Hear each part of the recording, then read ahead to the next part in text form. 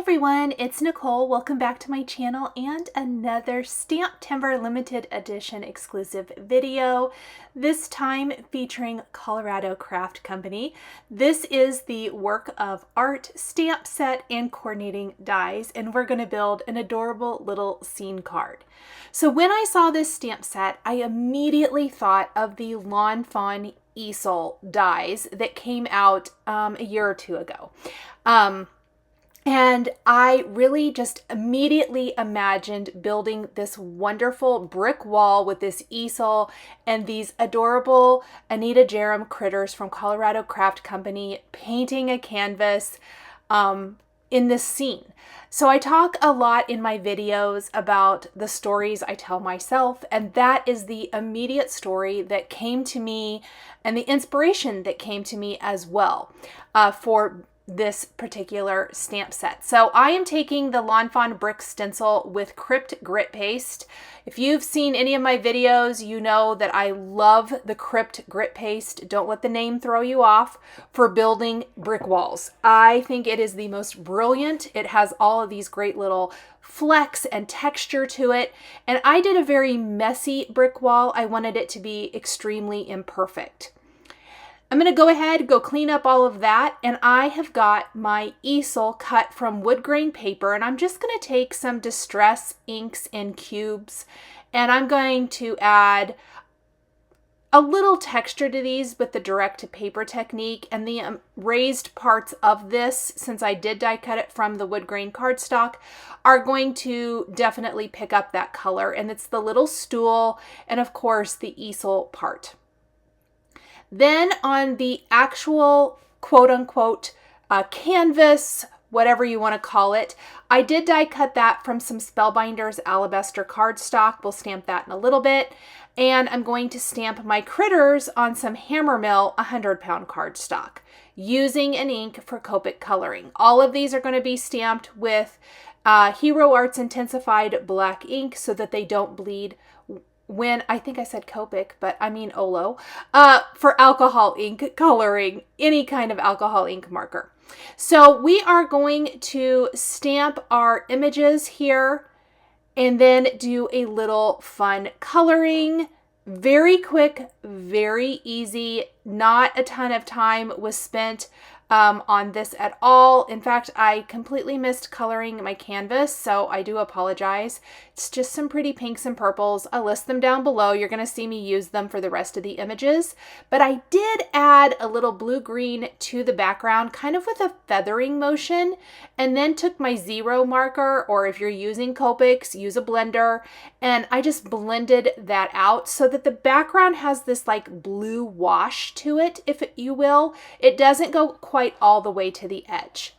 Already, look at that, you guys. How amazing is that? Oh, and I forgot to mention, my cardstock I used for the background of my brick wall is Fawn Fog. So it is not a white cardstock. I did start with a very light colored cardstock base. I'm going to glue my canvas to the easel, and we'll set that aside to color our critters, but look how cute this is. Already, I love it, and it is coming to life exactly as I had hoped.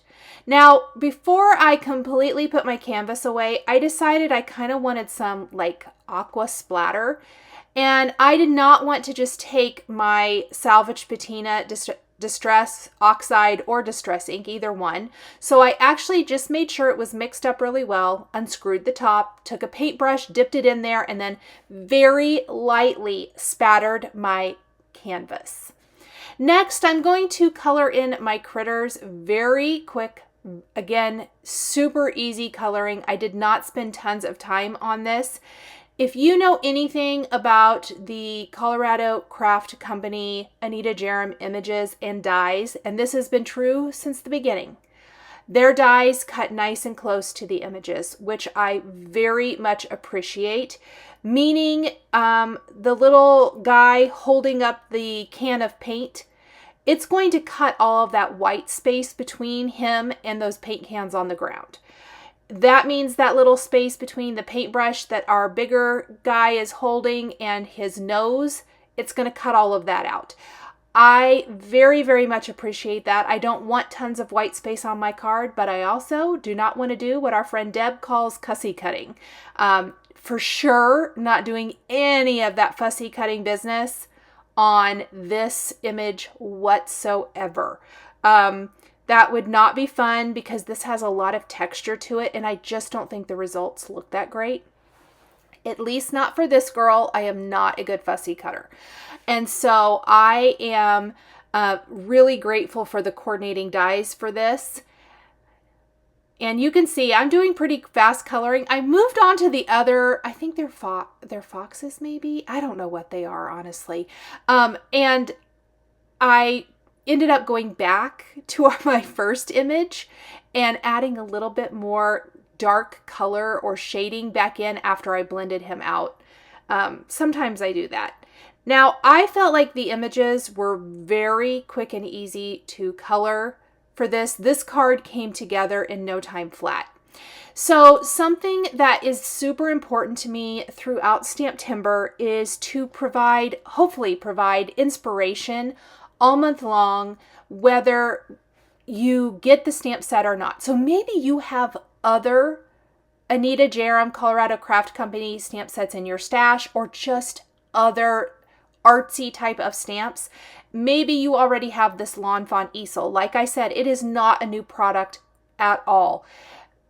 Hopefully this inspires you to maybe build a scene card based around that with some things that you already have. Or if you do pick this up and you have these products, maybe you want to create something similar. That is always my goal with this, is just to inspire, even if you're not going to create the exact same thing. Get you thinking about the stamps and dies in your stash. What can you mix and match? I am a huge fan of mixing and matching. My stencil and my die are from Lawn Fawn. My stamp set and the coordinating dies are from Colorado Craft Company, and they work together seamlessly. That is the beauty of crafting, is to mix and match, take those products from our stash and make something truly unique and truly your own. Make it your own. If you don't get anything else out of it, I hope it does inspire you to take your products and make them your own. So just adding like some pinks and purples. Funny enough, I was super inspired to do like fuchsias and violet. That is not my usual jam. I don't even know. I just literally grabbed markers that inspired me, and those were jumping out at me. And I love the aquas and pinks and kind of, you know, violet-y, amethyst purple, whatever you want to call it. I think maybe with a pinkish type of background or paper or something and a few hearts, this could be a super cute Valentine's or love themed card. Lots of ways to customize. Lots and lots of ways to customize. All of the markers I'm using are going to be listed down in the description below for easy reference. So here are those coordinating dies. Again, look at how amazing they cut everything out. Let's kind of lay it out. Already I was like, oh my gosh, it is even better than I imagined. And let's grab a few finishing things and let's put it all together and add some sentiments. So I originally thought I would use a different sentiment than what I ended up using, which is kind of funny. I don't normally change my mind on that. But I walked away for probably 3 hours, 4 hours, I don't know. And when I came back, I was like, oh my gosh, I want to completely change this. And sometimes that happens. So one thing that I think really helps this scene is popping everything up with foam adhesive. I know, me and my foam adhesive, but I love it. And I do think it makes a huge difference. What I want to do is pop my EASEL up, and you'll notice that I pieced together my foam on the back of this. I did use a combination of strips and squares, and we're going to place this on our background. The other thing I want to mention, my background panel, it was 4 by 5 1/4, so slightly smaller than A2 sized, and I did trim off a little bit off of the bottom. We're going to replace that with some sort of quote-unquote flooring here in a minute. I will say that that took me a minute to figure out where can't talk, where I knew I wanted to use an easel, my flooring eluded me. I wanted it to be the perfect thing, and I'm super happy with what I picked, but we'll come back to that here in a minute. So I popped up my easel in my canvas. We're going to pop up the stool, and always being aware if things are overlapping, don't put foam there. I did end up wanting to add additional foam to the back of my critter, which means anything that hangs off of what is already popped up on one layer of foam is going to need 2 foam squares so that it lays correctly. So I'm kind of double and triple checking that, and we're going to add a few extra foam squares, but I think it makes a huge difference in the overall design of my card. That little bit of dimension, look at that. Isn't that so cute? It looks like he's up on his stool painting his canvas. Next, we are going to attach the other image. Full disclosure, I did end up having to move this guy down a little bit and put a couple of foam squares under his head. I'm not sure if that part is in the video or not. I should have added the flooring before I got too far into this. I didn't. And when I did add my border flooring, which is a wood plank die from Simon Says Stamp, and again, mixing in yet another company into this design, I felt like he was a little too high, and I think you're going to see that in the video. So I just very carefully popped him up and moved him down just a little bit. I love though how he's looking up, holding his jar of paint, and there's lots of jars of paints and paintbrush scattered on the ground. I just think it's the cutest little story. Okay, so what we're going to do is we're going to take our panel, and I wish I would have done this before I popped everything up with foam, but we're just going to go with it. I placed my background in my MISTI, and I have the thank you sentiment from the stamp set, and I'm actually going to stamp that with black VersaFine ink right on the canvas. Very dainty and cute. I absolutely love the sentiments here. And then the rest of the sentiment, which reads, "For inspiring me," is going to be stamped on a separate piece of cardstock, die cut with a sentiment label die, and popped up along the bottom edge. So here I'm simply trimming that wood board or wood plank from Simon Says Stamp. Let me tell you the exact name of this so I don't tell you the wrong thing. Wood plank. And I die cut that from some Spellbinders cardstock. It does have texture to it, and it's nice and long, meaning it works on a 5x7 card or an A2 card or whatever. And I'm going to do the direct to paper with the Gathered Twigs ink for this as well to give our flooring some nice color to it. And this to me pulls the whole thing together. Our easel and our critters are no longer floating. We have this beautiful wood plank flooring. It kind of matches the easel and the little stool that our guy is standing on, and it just looks amazing. And it's going to provide the perfect area for our little sentiment strip. So I'm going to take a white top fold card base from Simon Says Stamp now, glue the panel down. You can see that I've got plenty of room, so I'm kind of doing even along the top and the sides. And then we're going to position our little flooring piece right here along the bottom. And again, I'm going to just overlap my brick background a tiny bit and see how my critter is just a little too high. As I'm looking at it, I'm like, no. Oh yeah, I did pull him up. I couldn't remember if I left the camera on or not. And I'm just going to move him down a tiny little bit. And that is going to look much better. I'm happy with everything else. I don't think I need to move anything else. It'll work good, but I do need to double up some foam squares and just put those underneath his head like so. Perfect.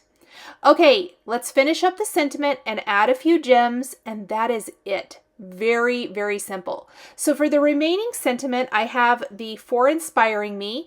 I'm going to use a block with clear embossing ink and stamp that on black cardstock. Heat emboss with white embossing powder, and then as I mentioned, I'm using my favorite sentiment label dies from Simon Says Stamp to trim this into a thin strip that I can then pop up with foam adhesive, right along that bottom edge. I really like the simplicity of this particular sentiment. For whatever reason, after I kind of got the scene built and together, the original sentiment that I planned on using just didn't work kind of the way I had hoped it would. And so I switched it up. Don't be afraid to make those changes. And just like that, it's perfect. Perfection.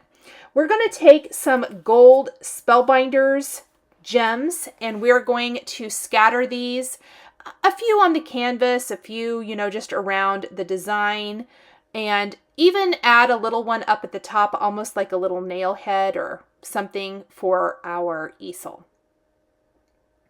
And that is it, friends. Thank you guys so much for joining me today for this really fun scene card featuring the Colorado Craft Company STAMPtember 2024 limited edition exclusive called Work of Art. The supplies I used to create my card are listed and linked below the video here on YouTube. Thank you guys so much for joining me, and we'll see you in the next video. Thank you so much for joining me today for another paper crafting tutorial. I love being able to share with this incredible community of crafters. I want to give a huge shout out and special thank you to my amazing Patreon members.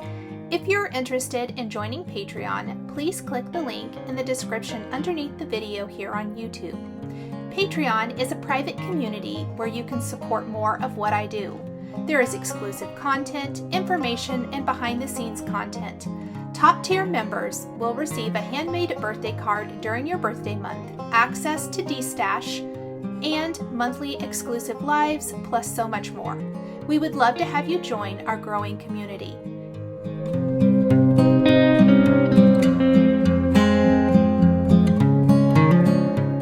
Please be sure to subscribe to my channel, click that like button, and don't forget to hit the notification bell to always be notified when I have a new video. Thanks for watching!